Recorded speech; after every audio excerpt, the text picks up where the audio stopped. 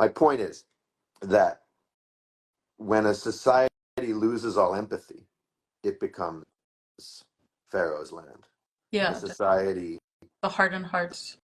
the hardened hearts, the gallows humor, but it's not the gallows humor of say the Jews of Russia suffering pogroms or in the ghettos. It's the gallows humor of the executioner. Mm-hmm. Yeah.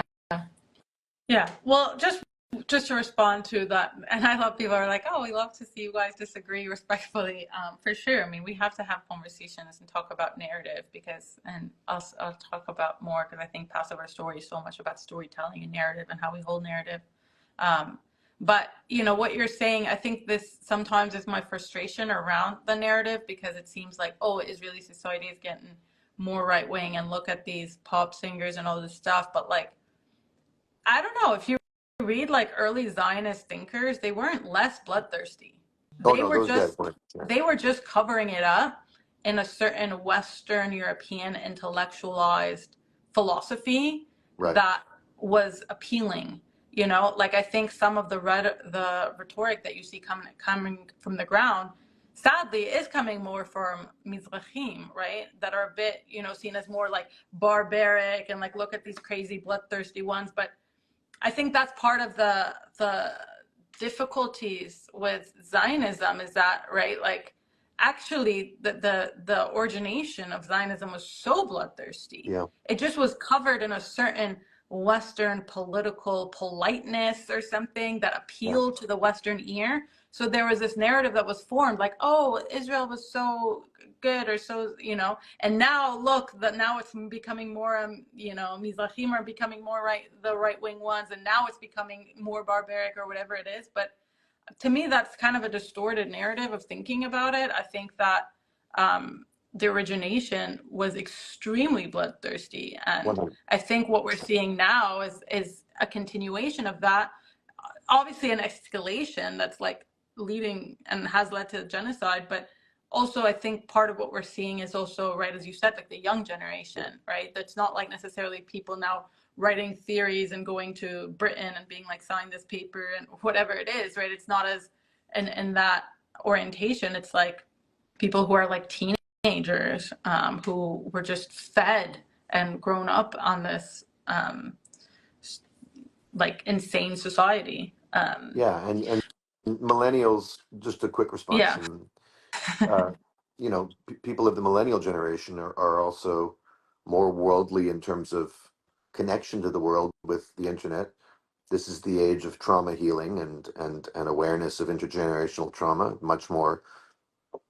So if you're a sensitive millennial Israeli, I imagine you look around you at this army you're supposed to serve in, and maybe you're willing, unlike your parents were, to read what people outside of Israel are saying about you, and there's that. I think also the way I was holding the narrative is also a self-serving one, because I like to think, even though I've disclaimed it and disowned it, I still have fond memories of my left-wing Zionist summer camp days. I do. It was so much fun. We had a great time. I felt and the warm fantasy of a kinder, gentler Israel was at the center of that.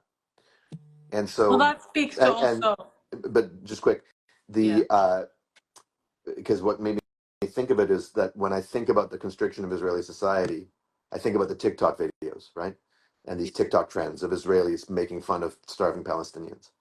Well, sure, technology has allowed for that. Didn't exist back then. But if I actually think back to summer camp, there were simulations of pre-1948 where counselors were walking around with towels on their heads speaking gibberish Arabic, Israeli counselors, because they were the only ones who spoke any Arabic.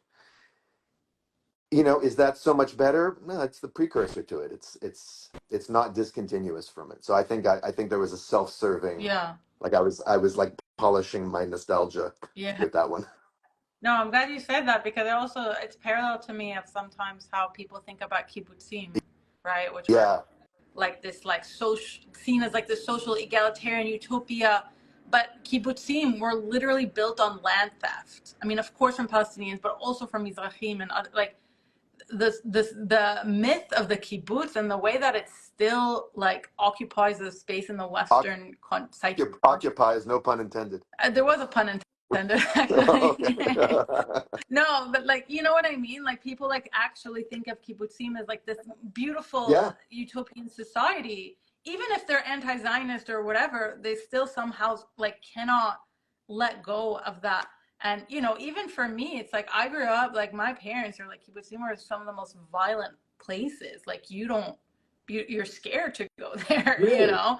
So like, yeah, of course, kibbutzim were just like some of the most racist places that literally organized a social order over land theft that only allowed Ashkenazi Jews to have access to some of the most beautiful land.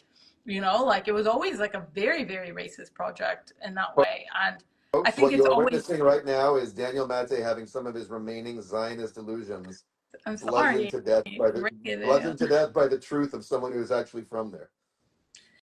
No, and I will say that it is always so hardcore, especially in North America, especially in the Jewish community, where people still have fantasies about kibbutzim, because you're just like, how can you fantasize? And I think people don't actually know the history of the kibbutzim. They just are like, oh, like social egalitarian belonging, I you know, like totally don't know the history because kibbutz was our fucking template for our entire camp. We were basically modeled as one. yeah, We made all these consensus decisions. We pooled our money. We did our own labor, you know.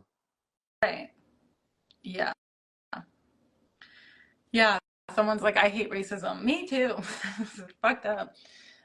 No, I mean it is. It was like a land theft project, you know, and it was Yeah. covering it No, up in makes this sense. like social ideals. But I think what part of what you're saying and part of what we're talking about kibbutzim, right? That's like the way that I feel so many people are still holding on to Zionism because they don't actually know the history, but they're just like, well, I kind of like what I think it might mean, you know, or yeah. There's a lot of people are saying like fantasy narrative, and I think kind of just coming back to the Passover story, one of the things that I think is really, really powerful about Passover, which I think is part of how Jewish people have formed as like a people, is our, you know, you could even call it sometimes obsession, but whatever, there's beauty in it, right? Like storytelling. It's like literally like we tell the same story every year, and especially right, Passover is a very kid-friendly holiday, right? It's very much engaging the kids. It's making them understand. It's bringing the kids into the lineage with understanding where they came from, what their history is, like what the values are. It And I gives them think the that questions to ask. It what? gives them the question. They play a crucial role. The youngest are supposed to ask the core questions that Yeah, prompt the storytelling. totally.